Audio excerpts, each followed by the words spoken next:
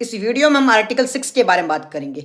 Article 6 citizenship यानी कि नागरिकता से जुड़ा हुआ है।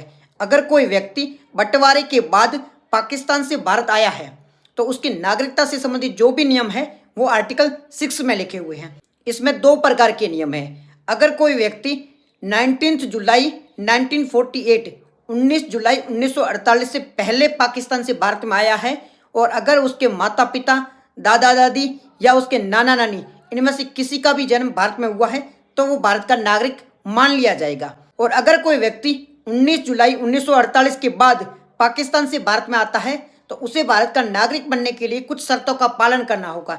ये शर्तें हैं, सबसे पहले उसे परमिट लेना होगा। परमिट लेने के बाद में उसे बताना होगा कि वो भारत में रहने के लिए इच्छुक है, यानी कि इच्छा जाहिर करनी होगी। अगर वो इन शर्तों का पालन करता है तो वो भारत का नागरिक बन जाएगा। इस प्रकार इसमें दो नियम है।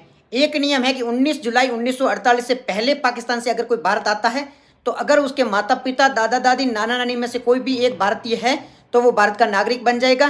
दूसरी शर्त है कि कोई व्यक्ति अगर 19 जुलाई 1948 के बाद पाकिस्तान से भारत आता है तो उसे कुछ शर्तों के साथ में ही भारत की नागरिकता दी जाएगी।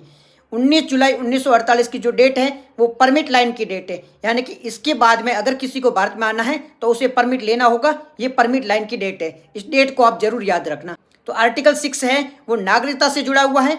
अगर कोई व्यक्ति बंटवारे के बाद पाकिस्तान से भारत आया है तो उसे अगर नागरिकता भारत की लेनी है तो उसके लिए आर्टिकल 6 का उपयोग किया जाएगा।